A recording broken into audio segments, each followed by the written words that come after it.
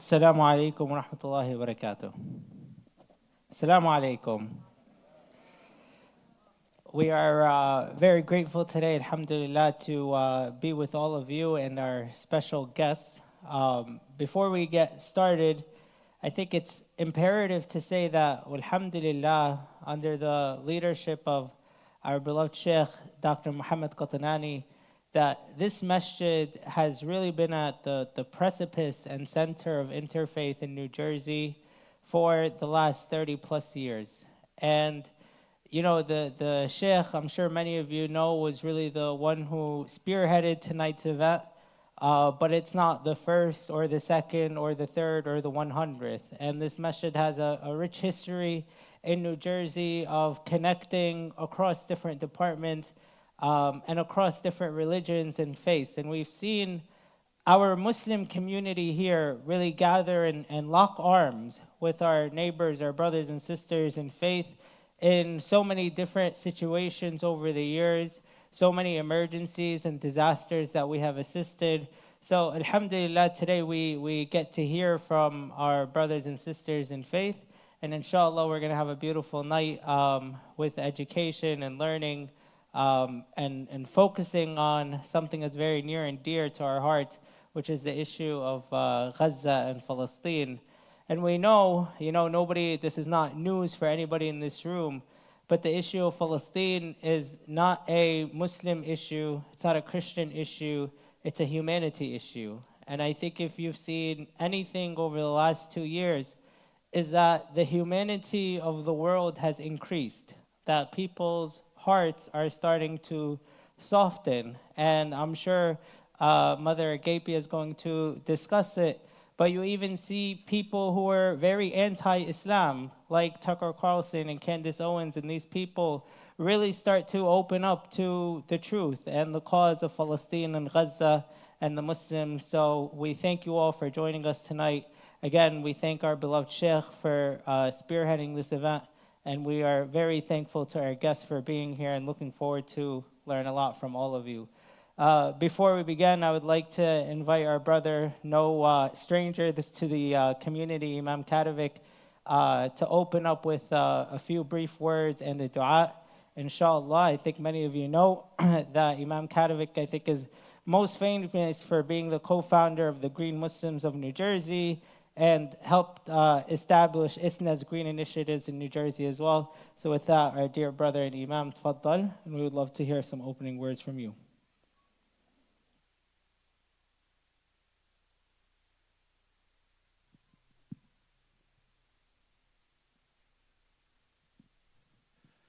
Assalamu alaikum, greetings of peace. Mother Agape, my dear brother Jonathan, respected, beloved brother and Sheikh and mentor, Dr. Qatanani, and for all of you being here this evening. What is a Bosnian American doing standing before you today besides the fact that I'm a resident of New Jersey? I'm going to say two brief things and then supplication from the Holy Quran and a reflection. I am blessed to have been from Bosnia. I'm blessed to have been able to survive the genocide of my people in the 1990s. Yes, Bosnians know what genocide looks like, and when the genocide in Gaza took place, nobody could tell us that it was not genocide. People who wanted to escape that term, as they want to escape the term apartheid, as they want to escape the term occupation. Those are terms that we understood clearly from our experience. But the second reason I'm here tonight is I'm actually the proud father-in-law of a Palestinian sister. And my family prides itself on being multi-ethnic, multi-national. And my oldest son, Ibrahim, married a Palestinian sister. He's known to this community here in New Jersey. And I learned about displacement not only of my people, but of her people from the story of her family. Like so many of you here tonight, 1948 was a pivotal year. 1948, her family was removed from Lid, near Tel Aviv, and on her mother's side, and they ended up in two places. One was Gaza, and the second, and specifically what they came to be known as the Nusayrat camp, refugee camp, and the second was in Shufat, and please forgive me if I mispronounced it, in East Jerusalem. Her father's side was from Ramallah, Beit Liqiyah, a small town in Ramallah. Displaced several times. October 20th,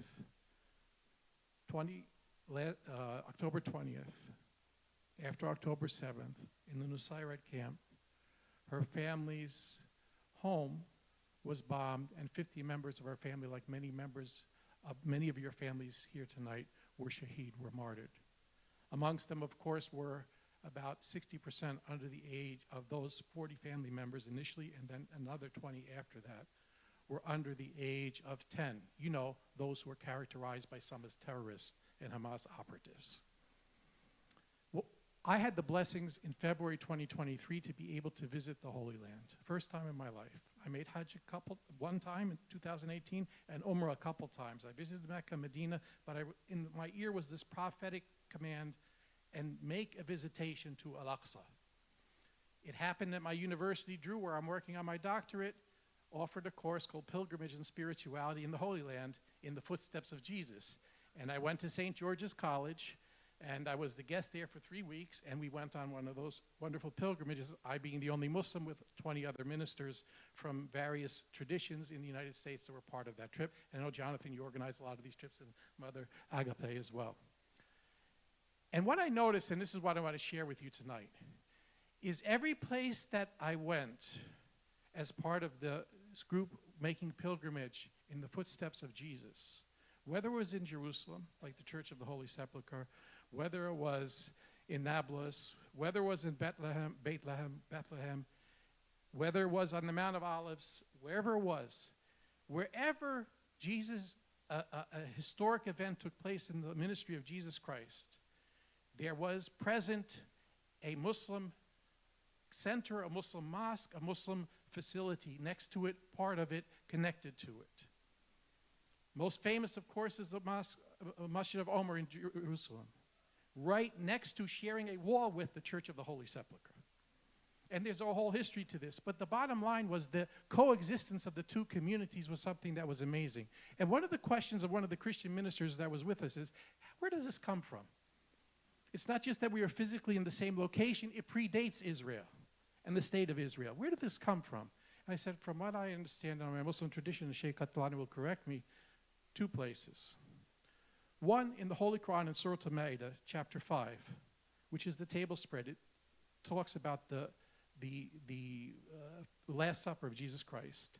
It says, and I'm not going to quote the whole ayah, but it uses the term مَوَدَّةً لِلَّذِينَ آمَنُوا الَّذِينَ قَالُوا إِنَّ نَصَارَى.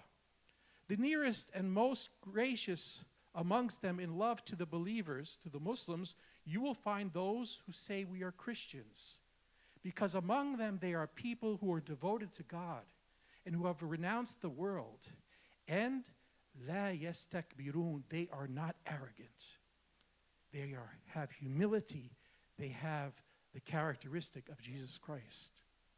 And then I reflected, I'm going to finish with the Sheikh Qatlani, just one hadith. There's another connection that's mentioned by the Prophet himself when he said, أَنَا أَوَّلَ النَّاسِ بِعِيسَى بْنِ مَرْيَمَ فِي الدُّنْيَا وَالْآخِرَةِ. And then he continues, both in this world and the next world, I am nearest of all people to Jesus Christ, son of Mary. The prophets are paternal brothers, أُمَّهَاتُهُمْ شَتَّى وَدِينُهُمْ وَاحِدٌ, but their path is one. Their mothers are different, but their religion is one. Their religion is one of grace, of justice, of standing for what is right, of caring for one's neighbor, welcoming the stranger. That's the commonality. Some of our scholars, Sheikh Qatlani can correct me, state this has to do with the time difference between Isa alayhi salam's presence upon the earth and Muhammad alayhi salatu wasalam's presence upon the earth. But other scholars say it's more than that. It is a connection of love between brothers, because it says dunya wal akhirah, and it speaks about them being part of one family, one community. And so these become driving forces, theologically speaking, that Muslims and Christians, and this was exemplified in the Holy Land, come together, mutual respect for one another. I will leave you with this. Every church that we went to, because we were participating in the footsteps of Jesus. And we entered into that church to be what they call participant observers, type of situation. Every church that we went to, my wife is Egyptian, she has the hijab. The minister of the church welcomed us and put us into the front pew. And we're so happy to see peoples from other faiths joining in that participation.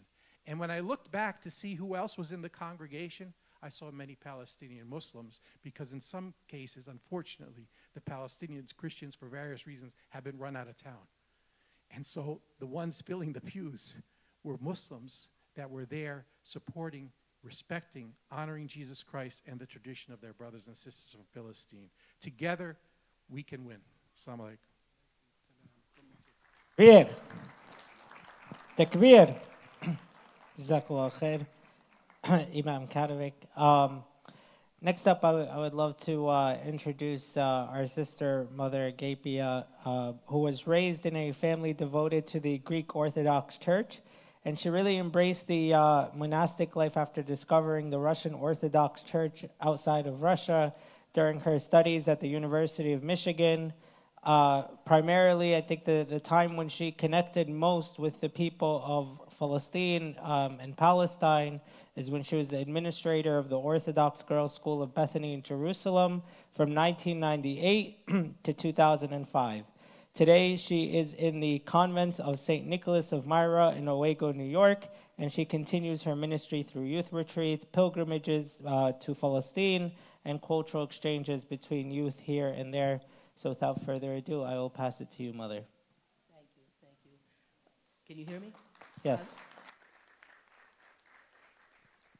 I may have gained some notoriety by being on the program with Tucker Carlson, but my usual occupation is not appearing before people, so have some forbearance and bear with me, and I hope we can share some good thoughts together.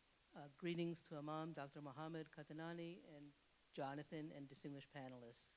I'm truly humbled to be invited to such a gathering. I'm grateful to the members of the Islamic Center of Passaic County for hosting this event, and appreciative of your efforts to create a space for dialogue between the various faith traditions. Right now we're in a time of such unfortunate divisiveness in our country, when some in the leadership are seeking to pit one against another, to demonize those who don't look or speak like us. So it's all more important for us as faith leaders to show the way of tolerance and respect for all human beings, to be a door welcoming all, for we're all God's creation. And as God's creation, we're all given the ability to hear the voice of God in our hearts. In our Christian scripture we read, "For when the Gentiles, the non-believers, which have not the law, do by nature the things contained in the law, these having not the law are a law unto themselves, which show the work of the law written in their hearts, their conscience also bearing witness." So each of us has that voice of God in our heart. And the key is, how do we respond to that voice? My journey to the Holy Land began in 1996 when I transferred from my small community in upstate New York to our church's more established convent of St. Mary Magdalene. It's located right on the western slope of the Mount of Olives, near the Garden of Gethsemane, where Jesus Christ, where Jesus Christ prayed alone before his betrayal by Judas and subsequent arrest by the Roman authorities. From my monastic cell, I could look out to the walls of the old city of Jerusalem, constructed by Sultan Suleiman the Magnificent in the 1500s. And directly below the whitewashed tombs of faithful Jews who considered this spot to be the most significant place to be buried, because it stands before the remaining remnants of the last Jewish temple, the Wailing Wall. And right next to the wall stands the Al-Aqsa Mosque, third holiest site in the Islamic faith, and the gleaming Dome of the Rock, constructed above the site where all the Abrahamic faiths say that our shared father Abraham, at God's command, at God's word, was willing to sacrifice his son. So that was my introduction, my neighborhood, to one of the most intense places in the world. Yet behind the gates of the convent, where I lived, nestled in my monastic cell, I never knew such peace. When I first was a nun there, my life revolved around daily services in the church, 6 or 7 hours a day, simple jobs like assisting in the sewing room or the kitchen, and the remainder of the day and night in quiet prayer in my cell. I rarely went out the gates of the convent. The old city, new city, Israel, Palestine, it didn't mean anything to me. My life was an interior one of prayer. Just like an athlete who spends long hours practicing and sharpening his skills, as a nun, I was likewise exercised by the struggle of keeping attention at lengthy church services. And like an athlete who practices well and wins the race, the fruit of all that long vigil and services, if it's not union with God, it's at least a little more recognition of the voice of God in one's heart, which produces an inner peace, and that's the gold medal that one discovers in the solitary moments in one's monastic cell. All throughout the Holy Land, not far from where I spent my many years in Al-Azariya, just out over the Mount of Olives, Jonathan can attest to this. You have many monastic caves and cells that date from the 1st century, 1800 years ago. St. Heratons in Anata, St. Euthemius, St. Martyrius, which is actually buried in a settlement in Mali Adumim now near us. You go, people who are from Palestine know Wadi Nar to Bethlehem. We have the monastery of St. Theodosius and the greatest Marsaba monastery that dates from the 5th century AD. So these were all dwellings where people like myself, monastics, stayed and practiced a life of prayer. You can still see those caves in ancient monasteries, the people who devoted their lives to drawing close to that voice day in and day out. I know that Jonathan shared a walk through the valleys and deserts of Palestine, where those early monks lived with his wonderful, with Raja Shahadi, who wrote beautifully of those treks in his book, The Palestinian Walks. So to devote one to following that voice is simply to desire to love the one who loved us first, God. Monasticism is for those who are called to make the most extreme total efforts to hear that voice, but it's not something for everybody. Another way to strengthen that voice of God in our hearts is through pilgrimage, to cultivate a taste, a desire for the holy, to honor our God. And certainly that's recognized in Islam with a pillar of faith to make the pilgrimage to Mecca. For Christians, it's reflected in the desire to make a pilgrimage to the Holy Land, to pray at the sites where Jesus Christ was born, preached his message of salvation, suffered for us, died, and was resurrected to life eternal. Throughout the centuries, Christian pilgrims have come from all over the world, sometimes at great expense and with great difficulty, to visit these sites as an expression of their devotion to God. And you know how many times I witnessed the great joy and thanksgiving of those pilgrims who would visit our church, hear their words of how much closer they felt to God as they prayed at these sites. I imagine that's how many of you would feel if you've been had the opportunity to go on the Hajj to Mecca. In our tradition, it's called the fifth gospel because it opens up in another way to the truth of God. And later years, when I moved from Jerusalem and I could no longer live there, I would take pilgrimages twice a year of people to come and visit in Jerusalem. And the greatest thing for me was when I would ask a young person, so what did you like the most of this trip? We were there for 2 weeks. And they would tell me the best experience was praying at the tomb of Jesus Christ. Because I think when we're close to holy sites, to where our holy prophets and where the Lord worked, then it deepens our faith and it really makes a mark on their heart. So my first 2 years were spent in that quiet life at solitary prayer. But maybe because of my sinfulness, my weakness, I wasn't allowed to remain in the monastery gates. And in September 1998, I was asked to lead our church's girls' school in Al-Azariya. So now I'm living in the West Bank. Some of you probably know the town of Abu Dis, Al-Azariya, Essaouira, on the eastern side of Jerusalem. In 98, things were relatively calm, and I settled into a routine balancing a daily shortened prayer life with duties of running a school for 350 Muslim girls, primarily Muslim from the town, and I also took care of, we had usually 12 to 15 boarding students who were Christian girls from poor families around Bethlehem, Bet Jala. And we also had some girls of Russian background, because our church was Russian, who had grown up in Israel. So they came from places like Haifa and Nazareth, but they lived with us. Their circumstances at home were poor. So through that experience of working at the school and having to take care of the girls, from the time when I was first there and couldn't tell you what was outside the gates of the monastery, right now I don't need a GPS when I go to Israel and Palestine. I can tell you every inch of land, every road in Israel and Palestine, as long as they're not being changed by and circumvented by the Israelis. So, but then everything changed in 2000.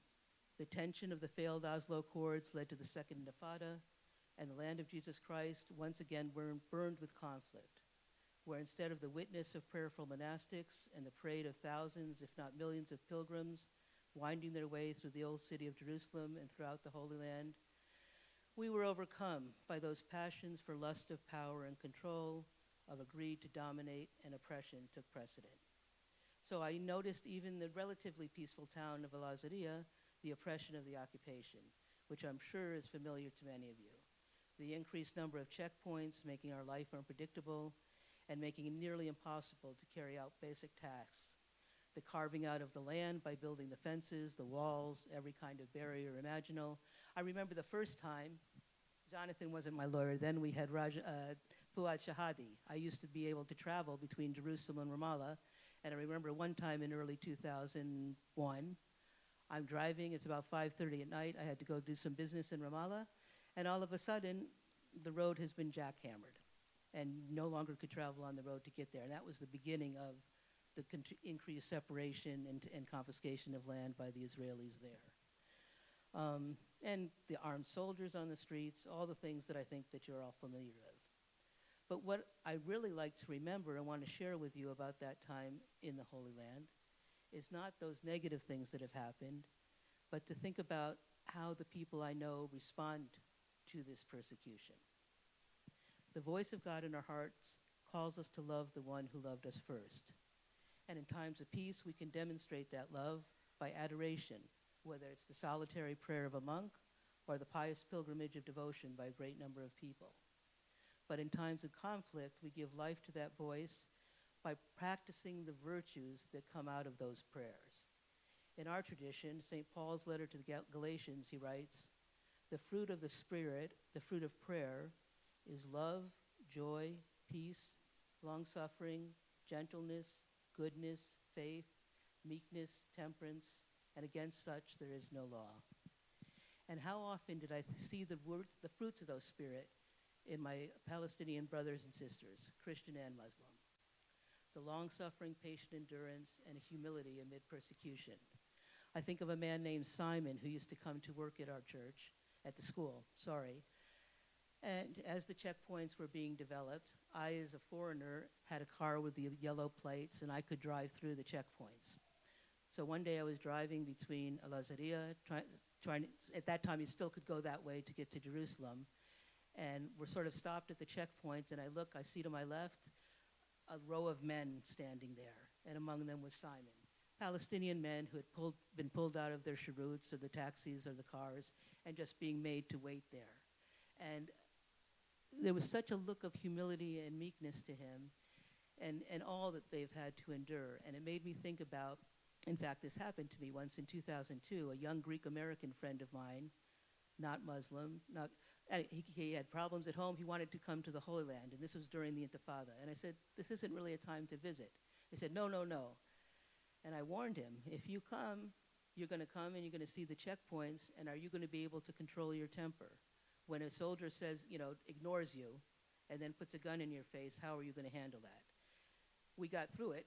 Bart got home safely, but I can tell you that the difference in how he could have handled those things and most Americans versus how the Palestinians did is great. And that was something I wish that they didn't have to go through, but it's something that you have to admire, that strength of soul that can stand up there when you're being mocked and persecuted.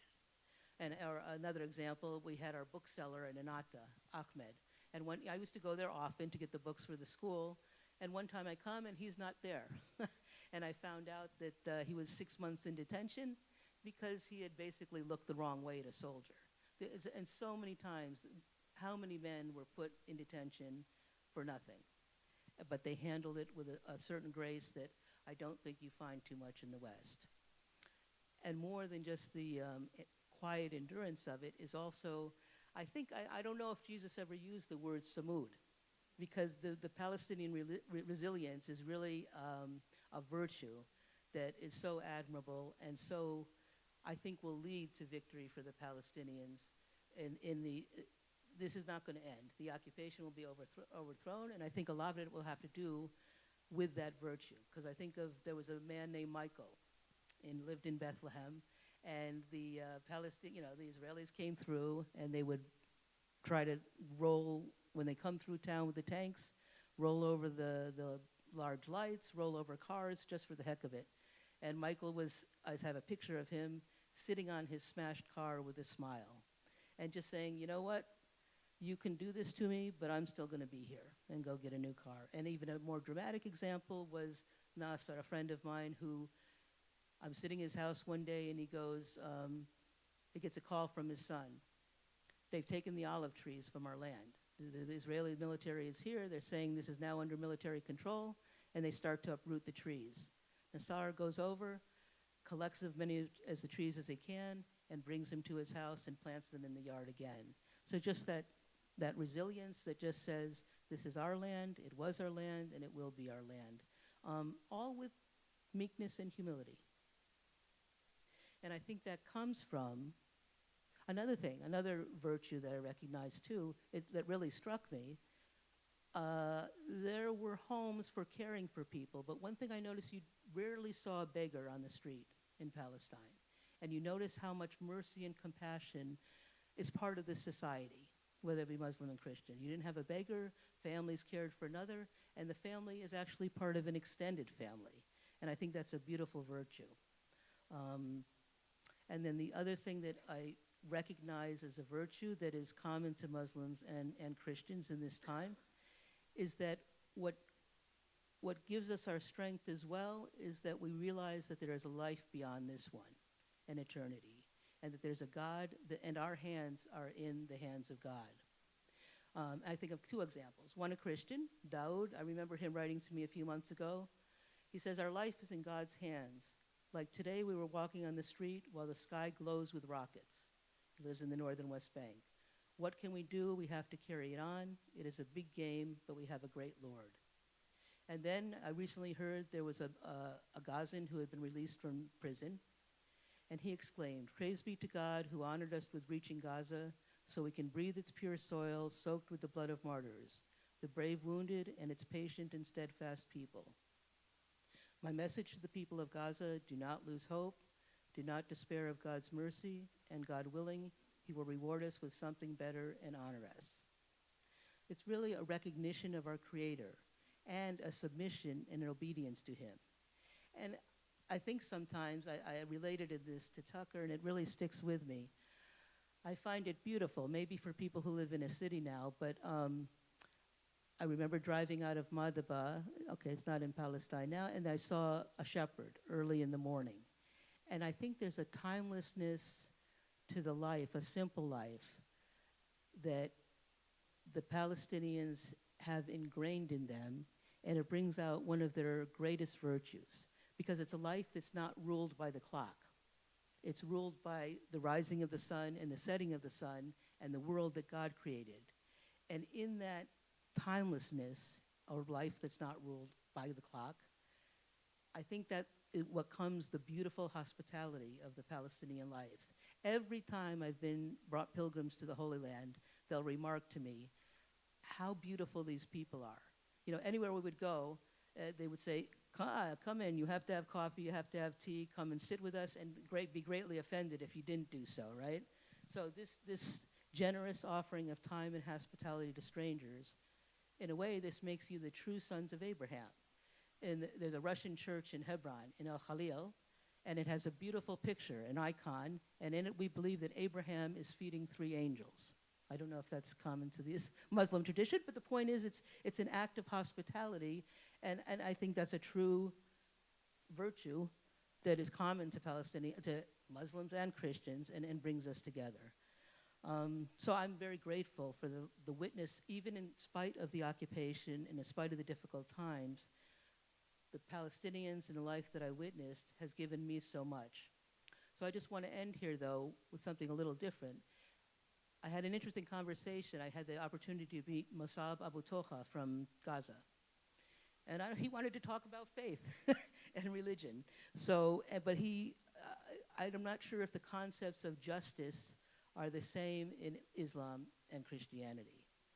But I know for myself, I said, you're gonna bear with me for a second because I'm gonna read one of our prayers. As a nun, I'm supposed to be in church every day, and usually in the afternoon we have Vespers, the afternoon prayer, and we read a psalm, and it goes like this. Thou hast been gracious, O Lord, unto thy land. Thou hast turned back the captivity of Jacob. Thou hast forgiven the iniquities of thy people. Thou hast covered all their sins. Wilt thou be wroth with us unto the ages, or wilt thou draw out thy wrath from generation to generation? O God, thou wilt turn and quicken us, and thy people shall be glad in thee. Show us, O Lord, thy mercy, and thy salvation do thou give unto us. I will hear what the Lord God will speak in me, for he will speak peace to his people, and to his saints, and to them that turn their heart unto him. Surely nigh unto them that fear him is his salvation, that glory may dwell in our land. Mercy and truth are met together. Righteousness and peace have kissed each other. So this psalm is a prayer for a new beginning. It's looking back with gratitude on past forgiveness and deliverance, and looks forward with hope and anticipation for God to act again, bring revival, peace, and a land where righteousness and love flourish. So we end with hope in God, that patient endurance will one day lead to peace. And to have that hope, we have to have an active faith in God, which is so emblematic in that verse that I love. Mercy and truth are met together. Righteousness and peace have kissed each other. So let us here, in our relative freedom, carry out acts of mercy so that truth may be known. Let us seek righteousness, speak out, and call for justice for the oppressed, so that there may be peace for all of us. The righteous and just voice is found in the reality that I witnessed in my time in Al-Azhariya. Muslims and Christians lived as one in the Holy Land, enduring a shared persecution, but also evincing the same qualities of respect and tolerance for one another. In any religion, it's not the fundamentalists, the zealots that we should emulate, but those who follow the royal path, a path discerned when one listens to the voice of conscience, a path I witnessed being followed by the greater number of Muslims and Christians in Palestine.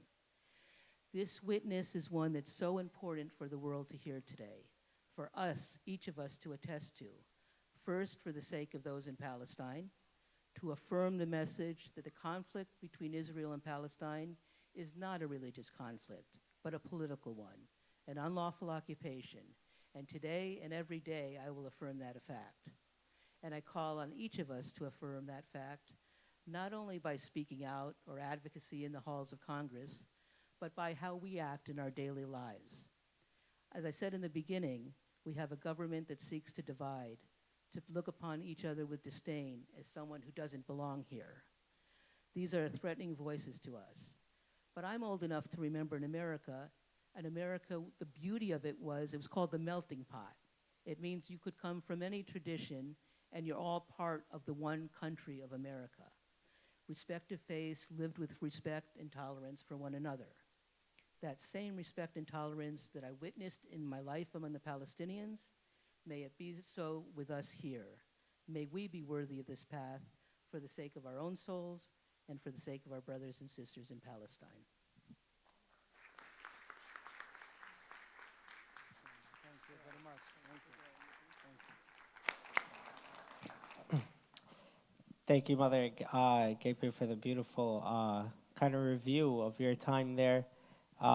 Very eye-opening, and I know much of what many of us know, but to see it from a different perspective is definitely eye-opening. Before I introduce my brother, Jonathan, I just want to say he has a very impressive resume, mashallah. That when they first gave me the paper with his biography on it, it was 3 pages long.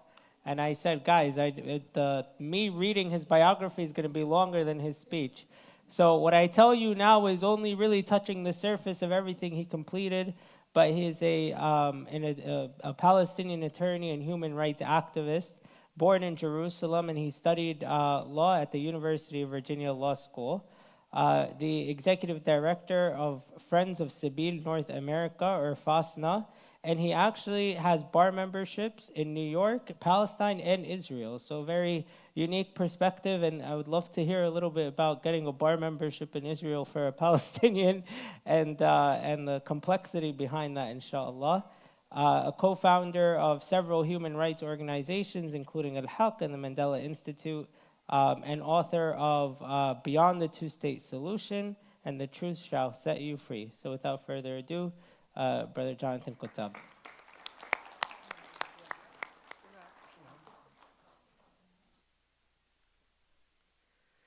Assalamu alaikum. It's really difficult for me to speak in this holy place after the sister and Imam spoke. As religious leaders, I could just sit here and listen to her all evening. You don't really need to hear from me. But I want to speak not only about the relations between Muslims and Christians in Palestine, which, as was mentioned, is a very close one. We live together, we grow together. There's a level of mutual respect that recognizes the differences, but fully accepts the equality and the humanity between us. My sister Lydia, who is with us here, has a milk brother. Milk siblings is a very common custom back home, where her brother Isa, when they were babies, was breastfed by my mother because his mother didn't have enough milk. So they grew up as milk brother and milk sister. And the relations are very close, very equal, very respectful. They celebrate Christmas with us, and they put up a Christmas tree. We celebrate Ramadan with them. I fast a few days every Ramadan just out of solidarity and camaraderie. I think the problem comes when people misuse religion as a political tool and as a political weapon against other people. I'm not going to tell you now about all the things that we have in common between the different religions. But I'm here to assert to you that regardless of your faith or ethnicity, there should be a measure of respect. There should be a measure of equality in rights and privileges. There should be no superiority for one group over any other. I don't care whether you're talking about Christians or white Christians or Muslims or Jews. Those ideologies that give one group rights over other groups who are their fellow citizens are not only wrong politically and unjust humanely, but I think they are also irreligious. They are a blasphemy against God, who is the creator of all of us.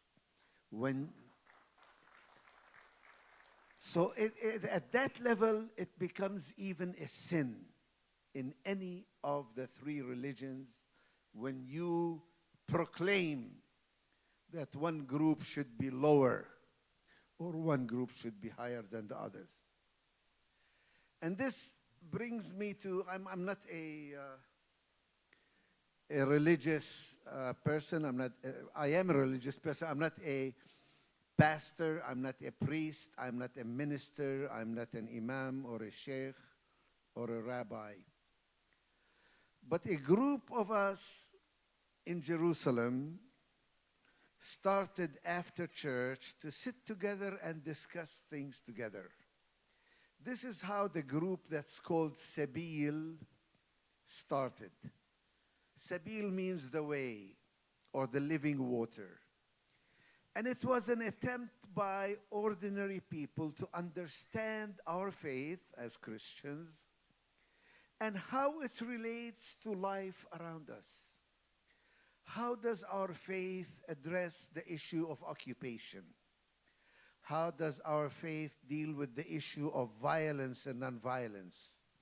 How does our faith determine our relations with our Muslim brothers and sisters and the Jews who happen to be ruling and oppressing us? And the priest, the Reverend Naim Atik, who was leading those discussions, told us about the concept of liberation theology.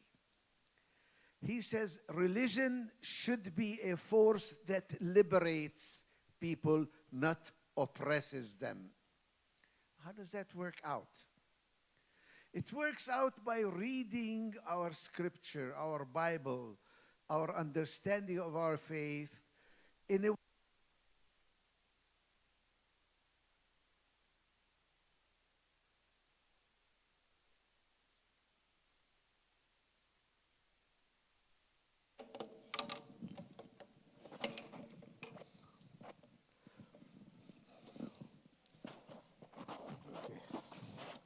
Can you hear me? Can you hear me now? Okay.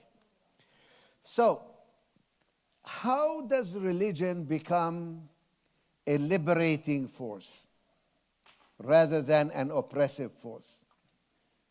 Because you see, liberation theology started some places like Latin America, where it was used to keep the peasants down. That God gave authority to the king and the nobles and the rulers, and everybody had to submit to them.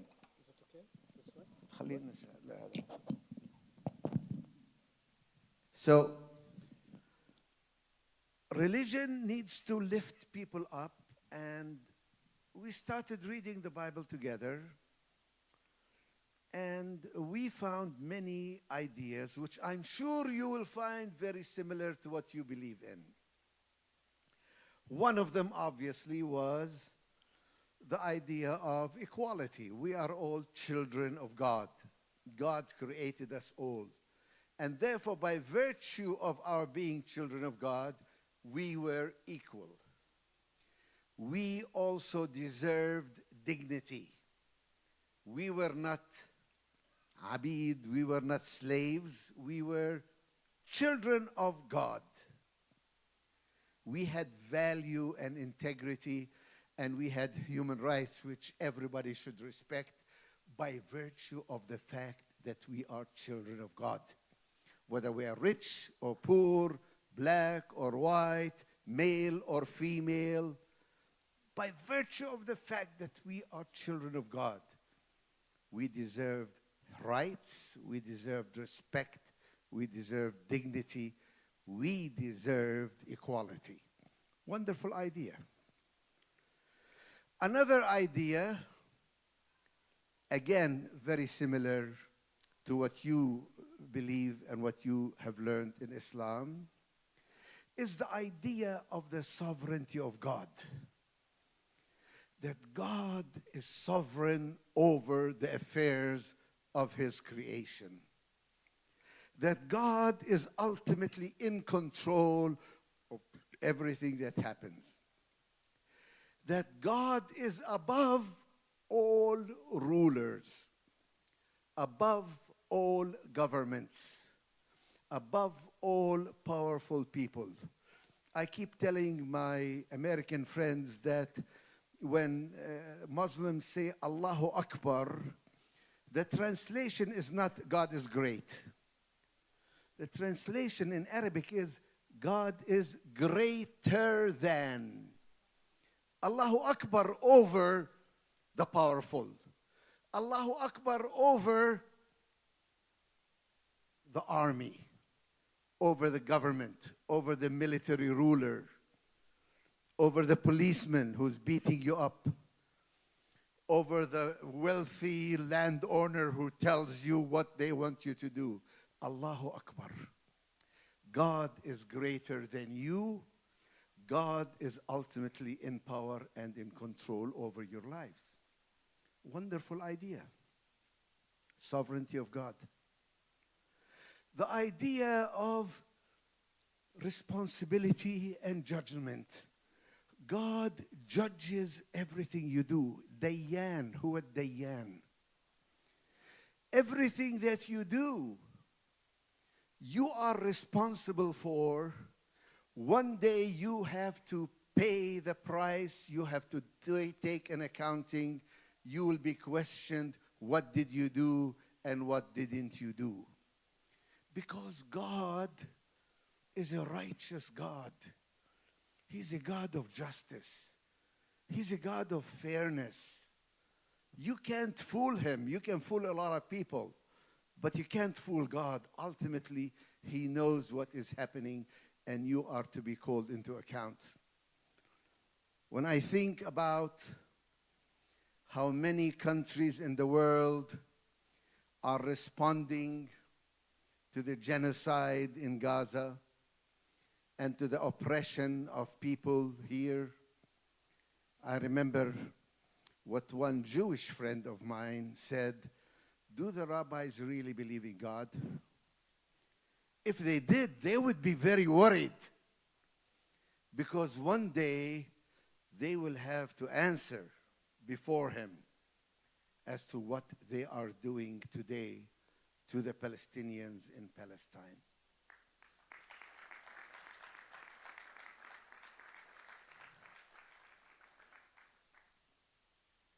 But also, God is a God of love. He wants what's good for his people. Yes, he gives us the freedom to act, and he urges us to act in the right way, but he seeks our benefit. He seeks our good. We don't always understand his ways, but we know that he is a God of compassion. He is a God of mercy. He is a God who loves his people. In our tradition, as Christians, we believe that he came and lived among us, suffered with us, felt what we feel. He feels with us. This is the concept of the incarnation for Christians. But you don't have to be a Christian to believe it. God is a God who sees everything, who cares about people, and who wants what's good for them. These concepts that I just described, and many others I could go in, are concepts that lift people up. God cares for the weak, for the oppressed, for the orphan. In the Sermon on the Mount, we read Jesus talking to his disciples. And one of the powerful lessons he says is, in the last day, I will ask you, I was in prison, I was sick, I was hungry, and you didn't feed me. So when did that happen, Lord? He says, inasmuch as you do it to one of the least of my brethren, you do it to me. In other words, I was reading today from Jim Wallace, if you know him, in Sojourner. He said they had a food kitchen. And every day before they give the food, they get together and pray. And one lady prayed, says, I know, Jesus, that you are going to be coming in the line today. Help me treat you properly when you come through the line to pick up the food.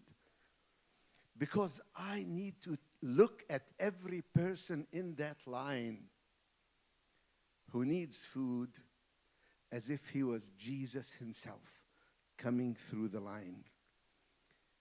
And I have to treat him with respect and dignity and give him the best that I can give him. Because one day I'm going to be asked, I was hungry and you didn't feed me. I was sick and you didn't visit me. I was in prison and you didn't care about me. Because if we turn our face away from those who are in need, we're turning our face away from Jesus Christ himself, who comes to us through every small person. These types of teachings make our faith a living faith and something that is relational. And when it comes to the question of Palestine, very dear to all of us, this is where there's a problem with Zionism and the state of Israel. It's not that they are Jewish, because in fact they're not. It's because they are using religion to deny the essence of religion, which is equality, which is human rights and human dignity, which is treating every single person and every citizen as being created in the image of God, worthy of full honor and respect. So, when we say apartheid is wrong, one set of laws for Jews and one for others, when we say that occupation is wrong, one group occupying and ruling another, when we say that genocide and ethnic cleansing is wrong, immoral, evil, illegal, should be punished, we are not opposing Judaism.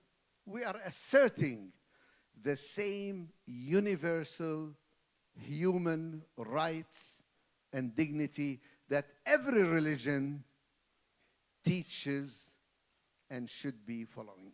Now, I have to say that Christians, many Christians in the West, have also fallen short of these principles.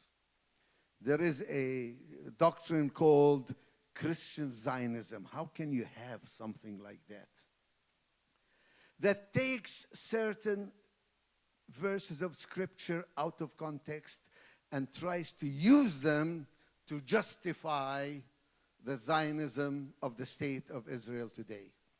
One of the things that we do is try and fight against Christian Zionism. Fight against it by opening the Bible and saying what it does say. By pointing out that the state of Israel and its government is not the same as the seed of Abraham. Because Jesus was very clear. Jesus, speaking as a Jewish person, said, it doesn't matter that you are children of Abraham. Don't tell me this nonsense. God can create out of these stones children of Abraham. If you are the children of Abraham, you'd be doing the works of Abraham. Otherwise, you're doing the works of Satan because you're the children of Satan. Jesus was telling that to religious leaders of his time. He was not being anti-Semitic. He was being essentially true to what is the message of God through Abraham and the other prophets. So my final word, now I don't want to take too much time, and maybe we should leave some time for questions to be addressed to the sister and myself if you wish later. But my point to you is that in this country, we have a task today. And that task is to assert our identity and our faith, to be proud of it, not to hide it, but to assert the positive elements that I have been talking about all along. In this country, at least so far, we have a constitution that protects those rights. I know there are some people who act against the Constitution and who are picking on you because of your religion or place of origin or the color of your skin. We may even have courts that will allow them to do that. But the principle on which this country was built is the principle of equality. The principle of equality before the law, and the principle of separation of church and state, which doesn't mean that you shouldn't go to church, which doesn't mean that we are against religion. It means that in the public field of citizenship, you are free to have any religion you want and no religion if that's what you choose. I am glad for my faith, and you should be glad of your faith. And you should be glad to be in a country that respects that and allows you to live according to your faith. You should not allow anybody to tell you this is a Christian country, and as a non-Christian you're sort of not quite right or not fully American, because that is not true.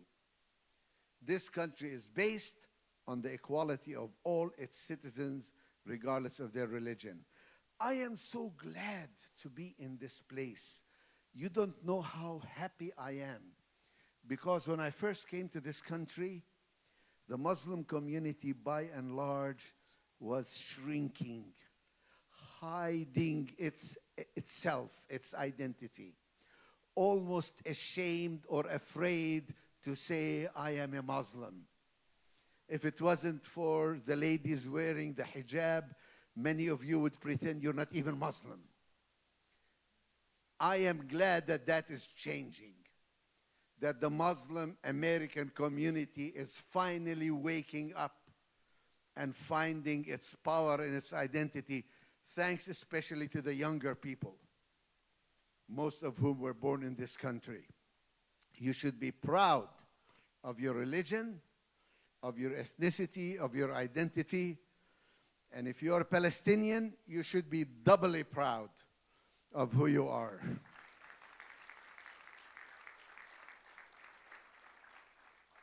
Because being Palestinian today is really to carry the banner for all of humanity. To carry the banner of freedom in spite of every possible obstacle that is placed in our way. To be able to insist on our rights even when we have no power, and even when our friends are sometimes even worse than our enemies in supporting us and standing for us. We should be proud of who we are, and a lot of it comes out of our faith, because we ultimately believe in God's sovereignty, in God's judgment, in God's justice, in God's love for us and for our humanity. This is the message that we have, and I'm proud to bring a small part of that message to you today. And thank you very much for inviting us.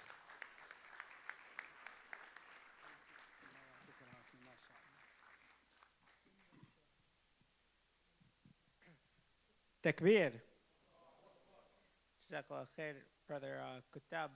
So, Sheikh, they didn't give me a piece of paper for you, so I don't know what I'm going to say. But I'll know what I know of you. I think all of you know our beloved Sheikh Dr. Muhammad Qatanani. Like I mentioned in the beginning, he's not just a spiritual leader for the Muslims in New Jersey, but really a spiritual leader for all faiths and the people of New Jersey, and the leader of this masjid, our blessed father and Sheikh and Imam, So without further ado, Dr. Muhammad Qatanani, تفضل. السلام عليكم ورحمة الله. السلام عليكم. ما شاء الله. Please give our guests a round of applause, please. Mother Agabia, thank you very much for visiting us and to be Palestinian. We gave you the passport, Palestinian passport. Alhamdulillah. Brother Jonathan, you are welcome always. Since day one I met with you 20 years ago, we love you. We respect all things you did for Palestinians, especially the prisoners in Palestine, to remove some of their sufferings. Bismillah ar-Rahman ar-Rahim. In the name of Allah, the most merciful, the most gracious, I would like first to thank Allah subhanahu wa ta'ala for our brotherhood and sisterhood, regardless of our faiths, colors, backgrounds. We are one. We are the family of our father Adam and our mother Eve, Hawa.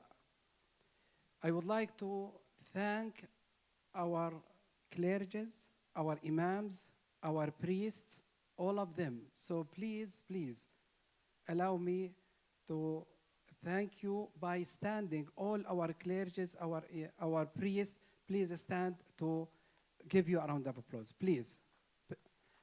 Brother Abdul Quddus, Henry, MashaAllah, give them, please.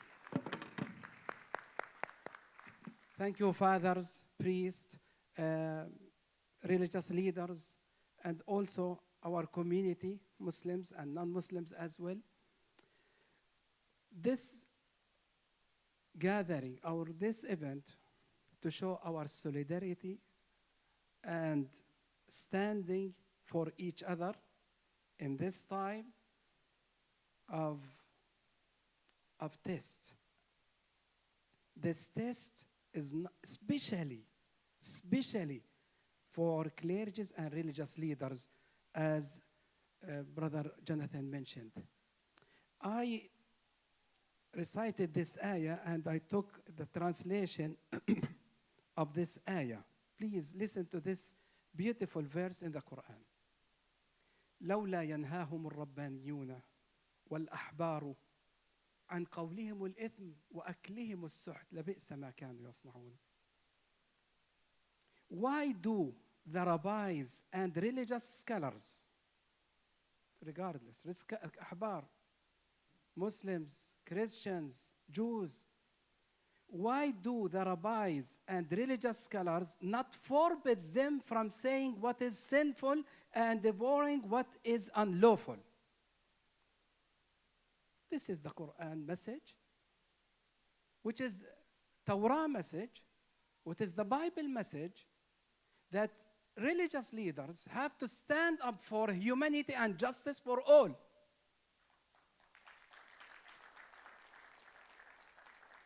Last 2 years of genocide, ethnic cleansing.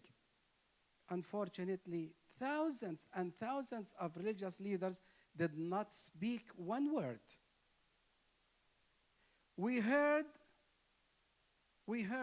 young children, Muslims and non-Muslims, Christian voice for peace, Jewish voice for peace, Muslim voice for peace. We heard them standing and saying, stop genocide in Gaza. But unfortunately, maybe hundreds and thousands of rabbis, of clergies, of priests who did not say one word. This is not the sabil or the way of God. The sabil of God, the way of God, that we have to stand for each other, especially in this time. Because when you keep silent at the time or in the time when I need you, you stand with the wrong side. You helped what is going in Gaza for 2 years, around 70,000 people had been killed.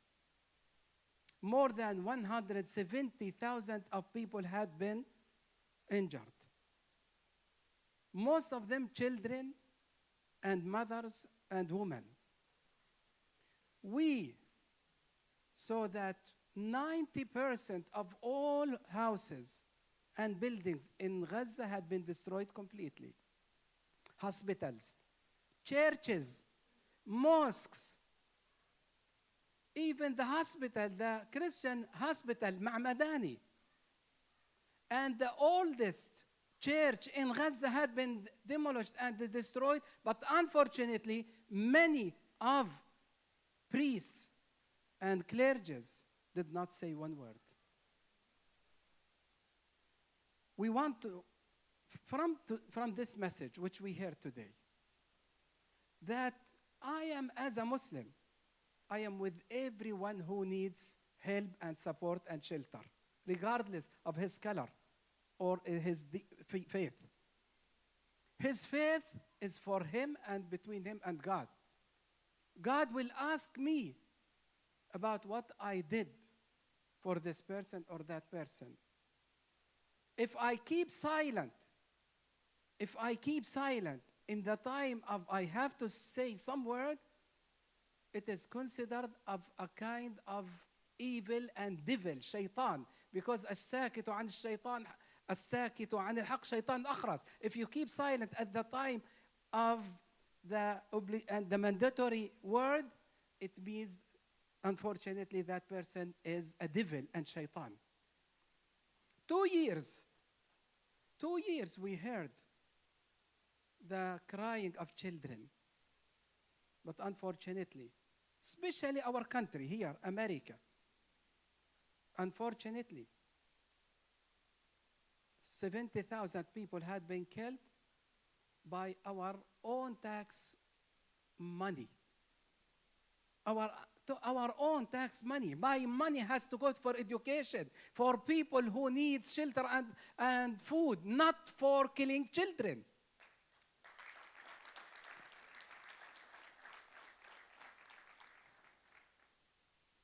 My sisters and brothers, today we have a message. Our message that don't forget not only these 2 years, but 70 years of occupation and suffering on daily life. I was born in a refugee camp in Nablus. My family originally from Jaffa. I could not visit Jaffa. I could not live in Jaffa. I could not even visit West Bank because I am Palestinian. Right? I can't go to Aqsa Mosque because I am Palestinian. If I am American, I can't go. If I am a French, I can go. But I am Palestinian now. I can't visit my own family. I can't see my mother because I am Palestinian. You know, 800,000 people lost their permits to return back to Palestine because they exceed because they exceed the time that they have to return back within that 6 months. If you did not come within 6 months, you lose your ID, الرخصة مش عارف ايش الهاي. You lose everything. You can't return back to Palestine. What kind of people are they? What is this? My family still live in refugee camp there. My 7 nephews are in the jail. 7 nephews. 4 of my oldest brother are in the jail with administrative detention. They are in the jail for what? No reason. Because you are Palestinian. There is a doctor in Rutgers University who went and visited Palestine and returned back, and she is New Jerseyan, Americans, not Muslim, and she wrote an article. It is enough to be Palestinian to be killed. Because if any soldier kill you, there is no any kind of accountability. They will not, you know, one day they killed one child, they took him to the custody, you know, and they took him out with 1 shekel. You are Palestinian, you have no rights. Now, I want to say, as a Palestinian, and as a human being, we want to live like any other people, other tribe, other country. We have nothing to do with Judaism or Christianity. Judaism and Christianity are Abrahamic faiths which we live together without any differentiation for centuries. I am from Nablus. We have Palestinian Jews in Nablus. I used to see them every day when I am with my grandfather. He had basta in the front of one of the mahallat selling vegetables, and they come. كيف حالك أبو محمد? They are Nabulsi. They are Jews. There is no difference. We love each other. We are neighbors. We have nothing to do against each other. They are Palestinians. For centuries, those people live there maybe since Sayyidina Musa, but they are Palestinians. They did not come from Poland. They did not come from Hungary. They come from Palestine with Palestinian passport. And of course, the same thing with our Christian families and brothers and neighbors. And as I mentioned to my brother and sister, that Al-Injili, Mustashfa Al-Injili in Nablus. My father used to take my father to Al-Injili, Mustashfa Al-Injili, like Al-Ma'madani in Gaza. We live together. We live together. We have nothing against each other. But the occupation is the problem. The occupation is the problem, and the problem will be solved when the occupation be ended.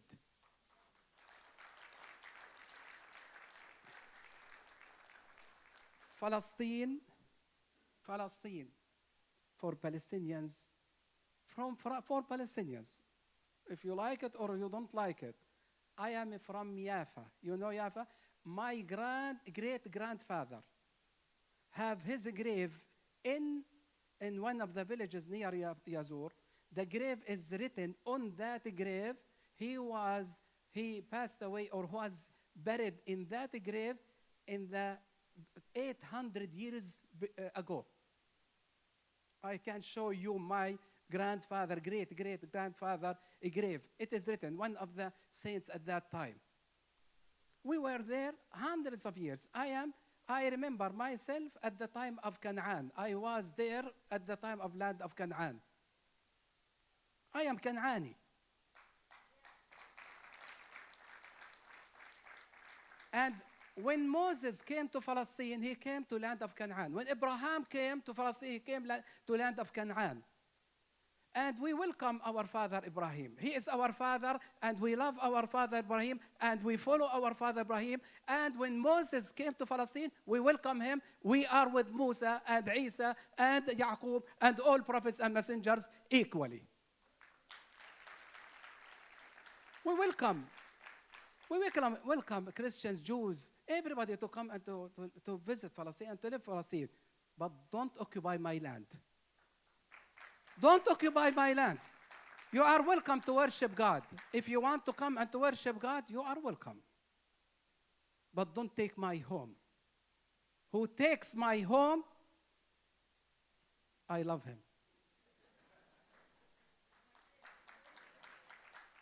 Okay.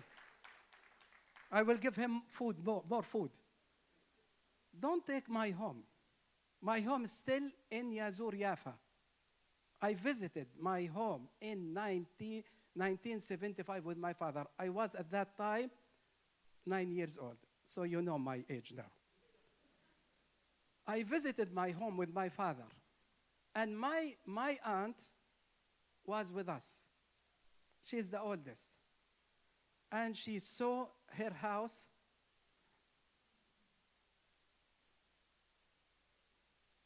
She saw her house, and she saw the orange tree she used to eat from it and to sit down in her house. And she knocked the door. And unfortunately, Moroccan Jewish family occupied my grandfather's house and lived there. And she knocked the door. Somebody came out. She said, "Can I take 2 oranges to give it to my mother? I want to take 2 oranges to give them to my mother just to eat from her tree which she planted by her hand." And you can read that story. You can see that story on YouTube. My aunt, she is now around 95 years old. She's still alive. And she is a witness of the 1948 Nakba. About 70 years of occupation and suffering and living in that very bad situation. If you accept justice for all, if you accept the word of God, all human beings have to be free. So stand up for yourself. Don't stand up for Palestine. Don't stand up for Palestinians. Stand up for Palestine by standing for yourself. Because when you stand up for justice, you stand up for humanity, for your dignity, for being the true servant of God. As our brother mentioned, the children of God. We, in our culture, we say the servants of God. But that's okay. We respect cultures. We respect faiths. So it is, according to Christian culture, the children of God. According to our culture or our faith, the servants, ibadullah. We are the servants of God, the slaves of God. No one has the right to slave us except who created us. He is the creator. And we will never bow. We will never bow except for him. So I want to tell anyone who is aggressor or oppressor or dictator, remember that your end will come one day. جزاكم الله خير. السلام عليكم ورحمة الله. Takbir. Takbir. So, inshallah, now we have about 30 minutes for questions for our guests. So, if anybody has any questions, you could raise your hand and stand up and say your question. 15 minutes, sorry. Say your question as loudly as possible, inshallah. So, whoever has the first question, feel free. Okay.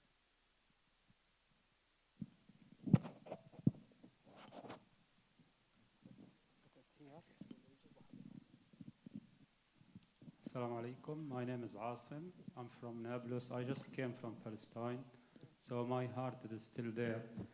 I just want to put comment for Sister Agambia that she said Palestine and Israel. I think we should say Palestine and the occupied Palestine. And for Brother Jonathan, he said that we agree that we are children of God. We Muslim, we say that we are slaves of God. We are created by Allah. Sheikh Qatanani, he just mentioned that. Jazakallah khairan. The last thing, I want to ask Sheikh Qatanani, if Allah subhanahu wa ta'ala said in Quran, the last page in the chapter 6, our brother, he just mentioned the half of the ayah. Allah said, لَتَجِدَنَّ أَشَدَّ النَّاسِ عَدَاوَةً لِلَّذِينَ آمَنُوا الْيَهُودِ. Allah said in Quran, وَقَالَتِ الْيَهُودُ يَدُ اللَّهِ مَغْلُولَةٌ. So why we always say that the conflict is not about the religion between us and Jews? This is a question for Dr. Qatanani. طيب جزاك الله خير. Look, we say that this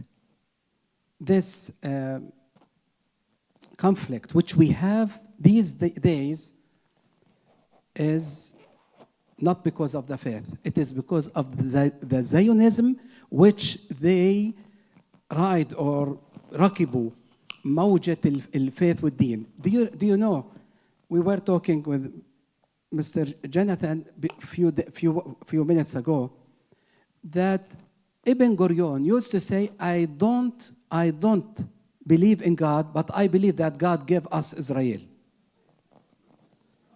You know that Ibn Gurion was atheist? Not, I don't mean Ibn Gurion, Herzl. Herzl was atheist, كان ملحد. He doesn't believe in God. So why? It is politics. And as you know, you have to read. Most of the Jews in the 18th century, since 1985 until 1890, around 90, most of Jews, they were against going and occupying Palestine. Read about the story of the occupation and about Herzl, and most of them, they were against. Now, according to the Jewish faith, it is forbidden for Jews to go back to Palestine except with the last prophet, Rasul al-Maw'ud. And now, حركة Notori Karta movement, they believe until this moment that this state is against the word of God. So please, I want this message to go everywhere. As Jewish faith, it is between you and God. Christian faith, between you and God. Muslim faith, between you and God. لا إكراه في الدين. No compulsory religion.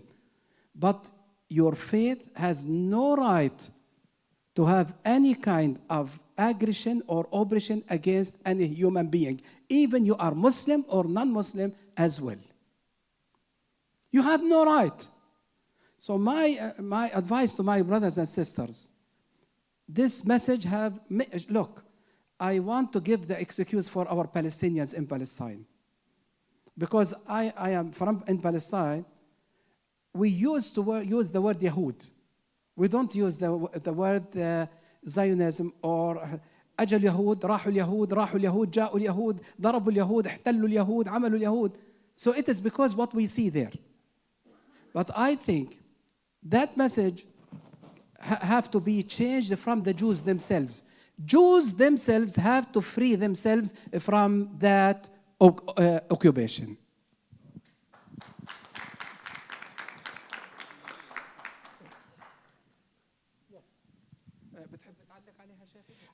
I totally agree with you. I think there are religious differences between us. We shouldn't hide it.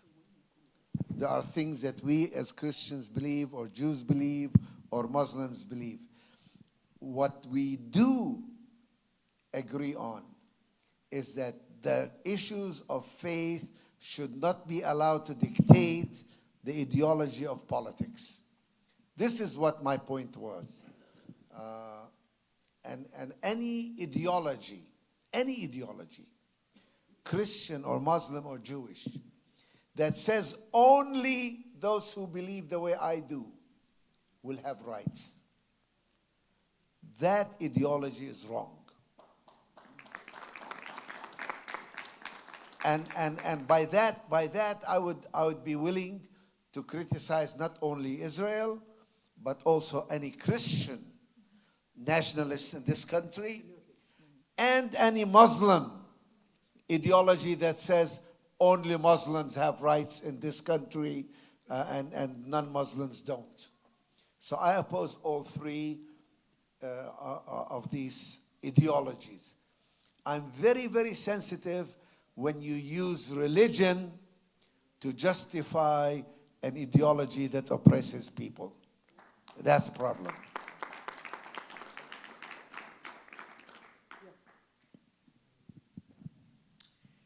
Yeah, as someone who follows the Christian tradition, in our Bible, one of the reasons I oppose what's going on in the Middle East with the genocides in Gaza and with the clergy in this country that does not stand up and say that is not of God is because in the Bible that I follow, it talks about Abraham, who is my father and your father, the father of the Muslim and the father of the Christian and the father of the Jew.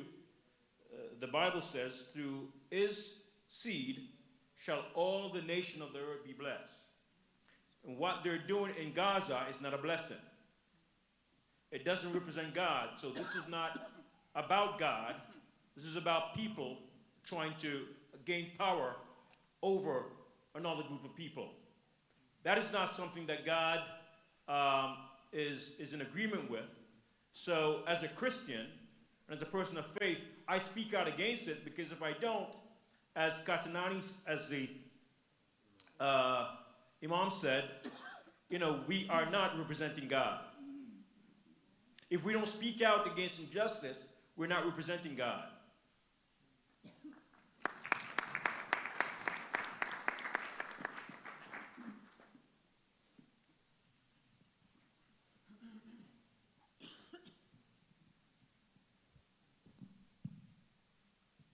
Thank you. Just a few days ago, the Pope made reference to a very important cardinal named Nicholas of Cusa, who was not well known in the Catholic Church. He was very controversial, and they wouldn't let him ever be canonized.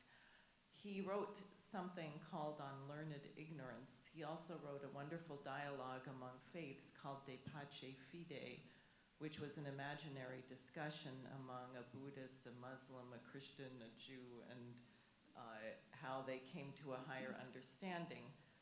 And I was very surprised when the Pope referenced Cusa, because nobody talks about him, even though the founders of the United States were very familiar, and he referenced the paper called On Learned Ignorance, where Cusa talks about a circle, a triangle, and a straight line, that they have a unity when you go to infinity. If you can imagine the infinite triangle getting one angle bigger and bigger and bigger and bigger, it flattens out and becomes like a straight line. A circle getting bigger and bigger. If you look at a tiny circle, it's very curved. But the bigger the circle gets, the less curved it is. And when you get to the infinite circle, it has an equality of a straight line. And I think the challenge is for all of us, or as Paul said in his letter to the Corinthians, we are here in this domain. We see as through a glass darkly. We don't know the truth. And we have to have a certain kind of humility to understand that from a higher perspective, if we had that understanding, we would see that we are all equal. And I think we take that on faith. So I think because the Pope is reviving Cusa, it is a very interesting opportunity for a dialogue among faiths on a higher level. Myself, I'm Diane Sayre. I worked with a very controversial American, Lyndon LaRouche, for 38 years until he passed away. And we are trying to create an entirely new paradigm for mankind, which I think requires the United States to come back to our founding principles, which, if we could do it by the 4th of July next year, that would be really appropriate. So I don't know if people have thoughts on this, but I really appreciate this discussion. And I think as Americans, we do have to stand against injustice, and we have to press the system. If you don't exercise freedom of speech, you lose it. If you don't stand for righteousness, you lose it. We see what has happened with some of the students who've spoken out for Palestine. They tried to deport them, and after arresting people and so on, the courts, they are fighting. It's not resolved. We might win. We might make our country stand for justice again. So those are my thoughts, and you might have other comments, but I think we really have to resolve that we will exercise these rights, we will stand for this, and we will have faith that we can cause our nation to conform to justice.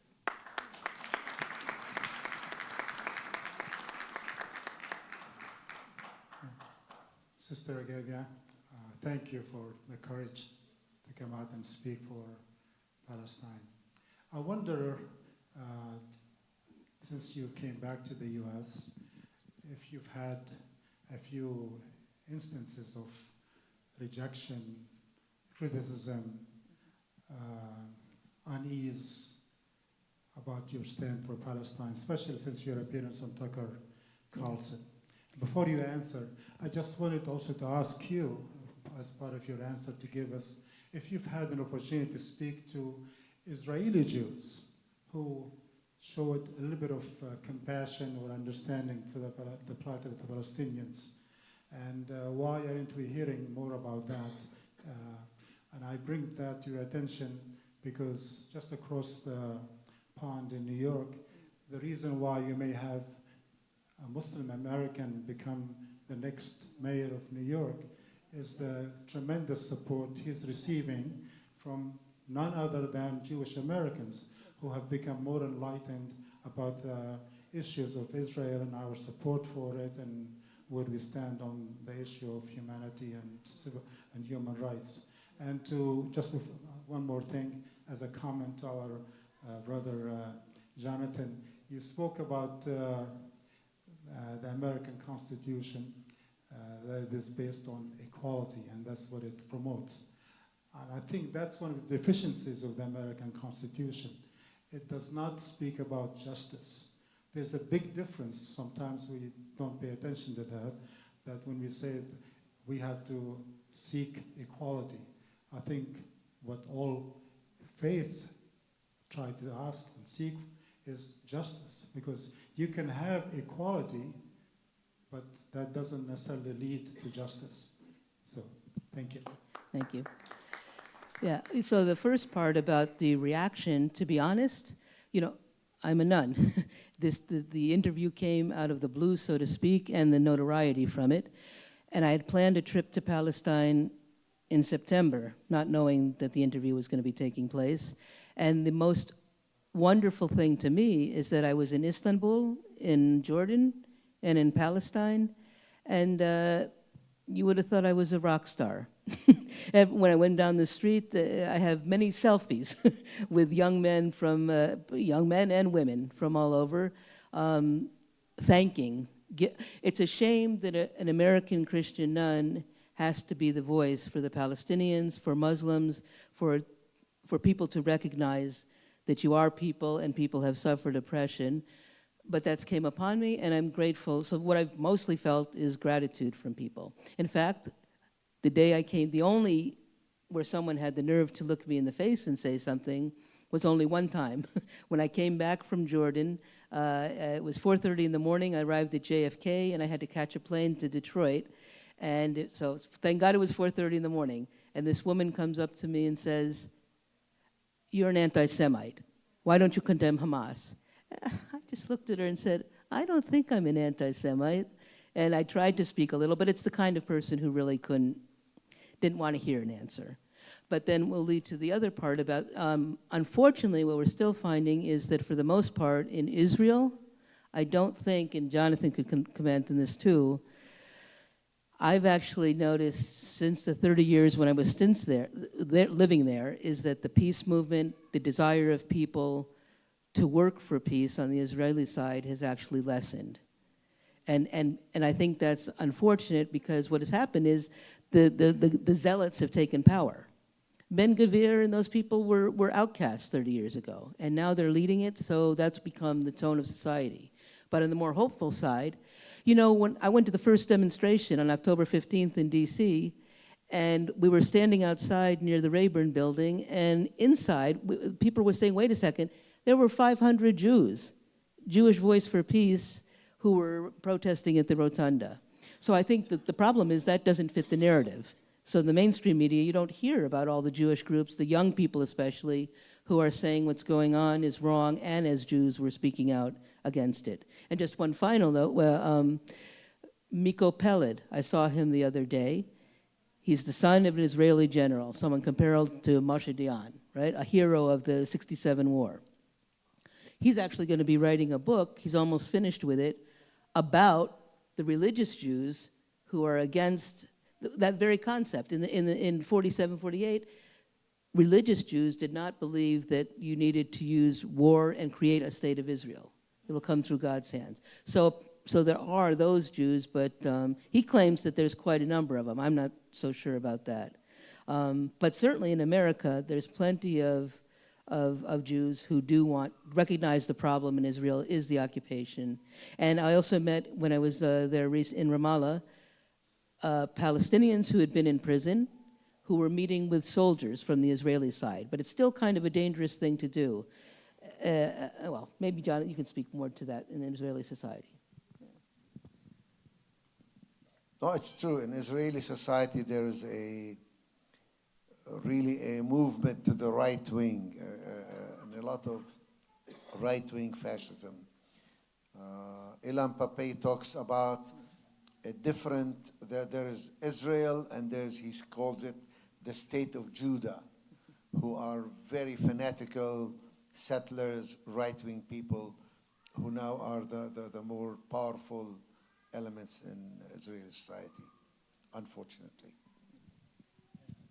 بس المعلومات, one day I was in one of the rallies for Palestine in New York, and I met with a Jewish, a Jewish person. He came for that rally from Brazil, and he told me something I did not know all my life, since he told me that thousands, maybe he told me hundreds of thousands of Jews who left Palestine in the 50s because they did not agree with the establishment of Israel, and they went to Brazil. Brazil. They don't believe, and so. And he told me that his father, who migrated to Brazil with thousands and thousands of people who did not believe in what happened against Palestinians. I think everybody has to see Tantura documentary. Everybody, please, children, documentary about Tantura, one of the villages of Palestine. Now, that person who was one of the soldiers who killed Palestinians in that village, and he returned back to his conscience, and he talked, and he had a very good documentary about Palestinian rights. So my advice to myself and to everyone, please educate yourself. Educate yourself. Tantura documentary. Tantura documentary, you will find it. تفضل أخي تفضل. Assalamu alaikum. Yes, تفضل. Assalamu alaikum.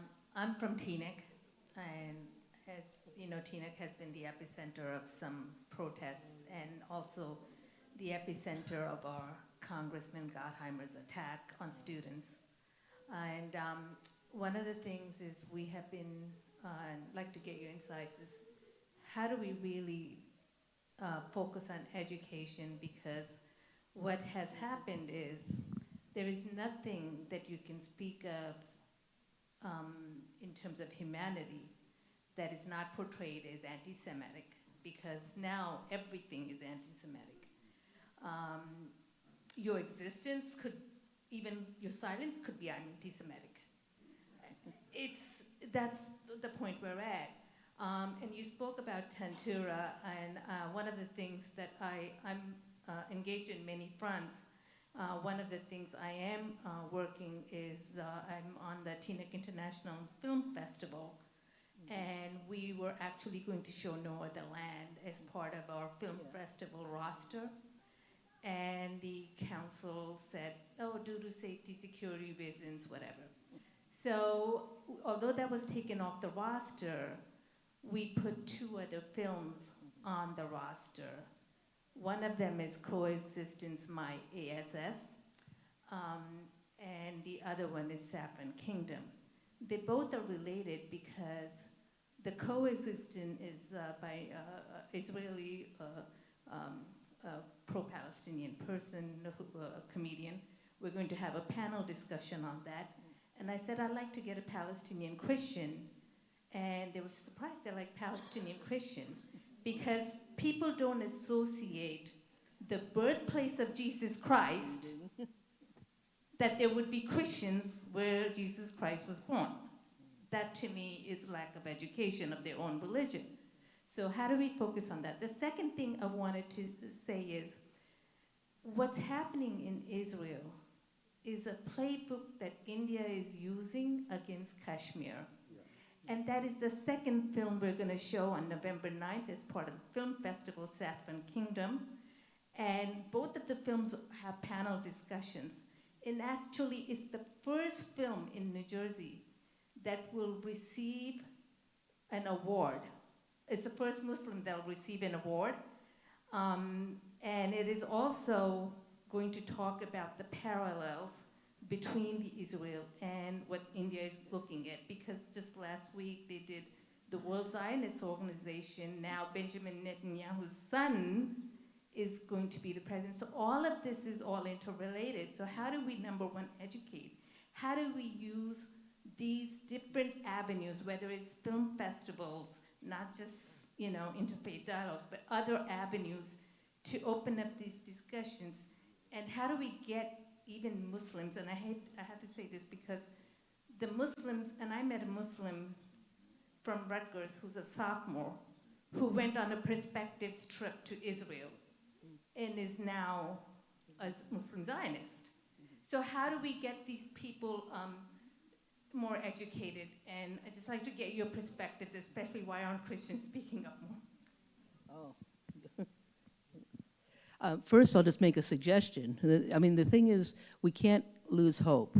I saw Isa Amro today, who's from Hebron, a human rights activist. He's been, besides getting his head knocked by the Israelis, he's knocking his head against the wall for a decade now, coming and speaking the message.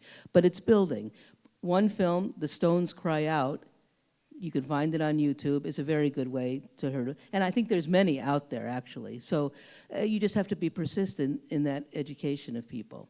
And I'll say, quite frankly, I feel shame for the Christian churches, for the mainstream. You have people like Jonathan, and some of the smaller churches in America and progressive ones have spoken out, but the institutional ones haven't done anything. All I can say is that it's slowly changing. There's certainly been a tidal wave of difference in the last year, just from people I know who are leaders in the church, who are finally waking up to realizing that those Christians in the Holy Land are their brothers and sisters, and they're in danger, and that they have to take care of them. So I guess it's just a matter of persistence. And the education is the people willing to go there, come and see. Because all people have to do is go behind the wall, and I'll let Jonathan talk more about that because he leads these type of pilgrimages, that once you see it, you'll understand. So if you can get them to be willing to make the trip, you really don't have to do anything more for the most part, but you can talk about it. Well, I just wanted to address the issue about anti-Semitism. And this also goes back to the previous conversation we have. How do we deal with Jews and Judaism as opposed to Zionism and the State of Israel? You see, Zionists would like to say, we speak for all Jews, that the State of Israel represents all Jews, that if you go against the State of Israel, you're going against all Jews. And we need to say no to that. We need to say we make a clear distinction between Jews and Judaism and between the state of Israel and Zionism. So anytime we fall into that trap of saying it's all Jews, the Jews did this, the Jews did that, we are falling into their trap. That's what they love to hear. It's, yes, it's because you're anti-Semitic. Saying, no, we're not. For any number of reasons, including the fact that we are Semites ourselves. But the point is, we need to keep that distinction clear between Jews, Judaism, we may have problems with them, that's okay, and between Zionism and the State of Israel, which is where our real focus is. Those who use Jewish religious language, even though they don't even believe in God, in order to support their political program. You mentioned the trips. The organization I'm with, FOSNA, FOSNA.org, you can read about it or you can subscribe to it, does a lot of these tours where we bring people where they can visit and see the reality for themselves.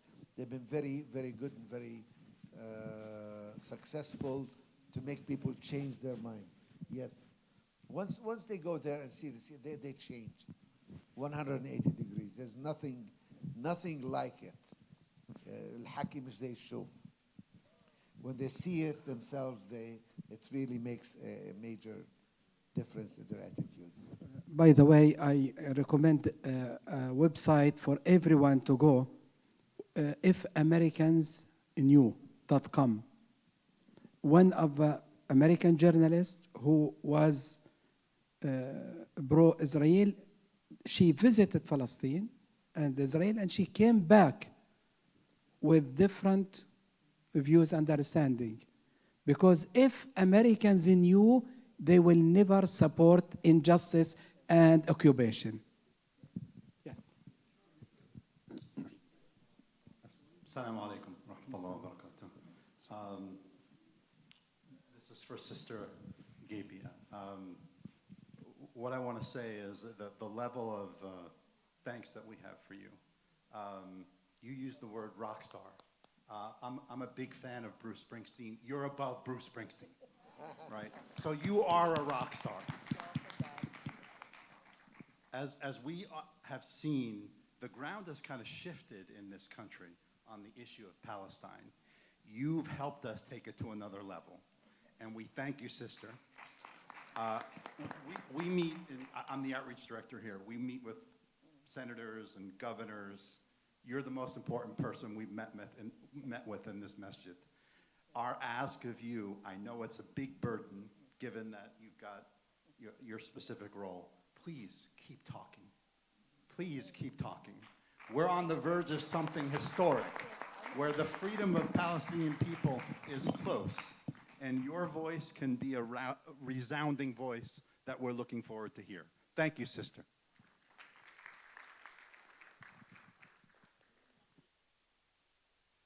Just one last question from the father, and then we'll wrap up, inshallah. My name's Reverend Jeff Curtis. The anti-Semitic legislation will be introduced in the New Jersey Assembly almost immediately when they go into their lame duck session. If you want to know more, FOSNA's got the information. We've got a chapter of FOSNA in New Jersey. I'll be glad to talk with anybody after this gets done if they want to. Jazakumullah khair, everybody, for joining us. I know there's a lot of questions, but we have to break for Isha, and then I think they'll be around a little bit if anybody wants to. Oh, of course. Fadal. Bismillah. Sister, we want to thank you for your insights. Imam Dr. Kakinani, alhamdulillah, for inviting me. I will be sharing this with the Council of Imams of the state of New Jersey, all of our masjids. If you get me an audio, I'll make sure that it goes to our regional imams throughout the United States. Her insights was very important for the support of our brothers and sisters in Palestine. Alhamdulillah.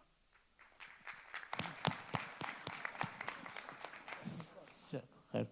Go ahead. I am listening to that message.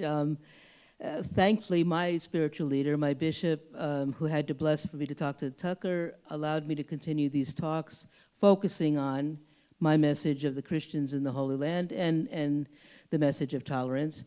So I'm continuing to talk. Next week, please pray. Like I'll be in 2 Muslim centers, in Little Rock, Arkansas, and down in Memphis.